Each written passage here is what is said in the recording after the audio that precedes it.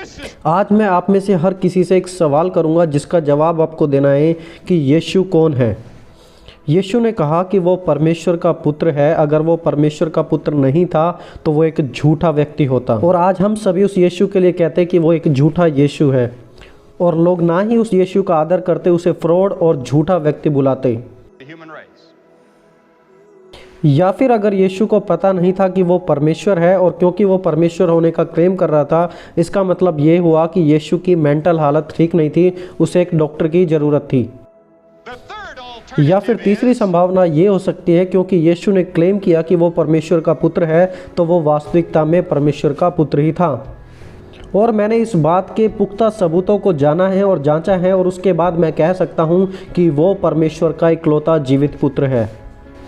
लेकिन इस बात को मैं आप सभी के सामने साइंटिफिकली तरीके से या अपने भाषण देकर प्रूव नहीं करना चाहता हूँ, लेकिन आज अभी के अभी मैं यीशु की जीवित पावर को आप सभी के सामने प्रमाणित कर सकता हूँ, क्योंकि यीशु जीवन बदलने वाला परमेश्वर है। वो जीवन बदलता है, और मैं इस बात को अपने जीवन से भी प्रमाणित कर सकता हूँ, अपने जीवन से दिखा सकता हूँ, क्योंकि वो मेरे अंदर जीवित है, मैं उसे महसूस कर सकता हूँ।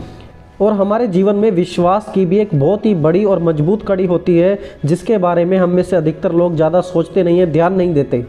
हम सब छोटी मोटी बातों में तो विश्वास रखते हैं कि आज मैं अपने घर से जा रहा हूँ और मैं घर से वापस आऊँगा, या मेरी पत्नी ने मुझे कॉफ़ी दी है तो मैं विश्वास करता हूँ कि उसने उसमें जहर नहीं मिलाया होगा।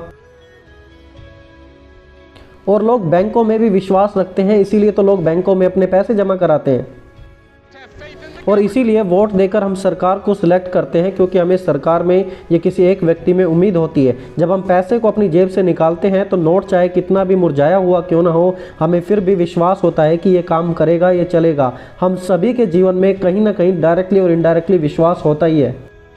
विश्वास एक नए जीवन की नींव है, और इसी के ऊपर एक नया जीवन, एक मसीही जीवन बना रहता है, और इसी के आधार पर चलता है।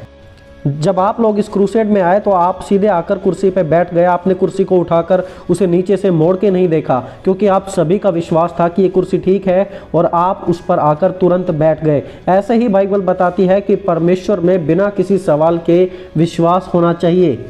लेकिन हमारे समय की सबसे दुख भरी बात यह है कि हम लोग अपना ज़्यादा विश्वास दूसरी चीज़ों में डालते हैं, और परमेश्वर के पुत्र यीशु में अपना कम विश्वास डालते हैं। आज मैं आपसे पूछता हूं कि यीशु में आप अपना कितना विश्वास डालते हैं। मैंने अपने पूरे जीवन भर में मात्र एक सच्चाई को जाना है, और वो सच्चाई यीशु है, और यीशु वही है जो उसने कहा है। उसने कहा था कि मार्ग, सच्चाई और जीवन मैं हूँ।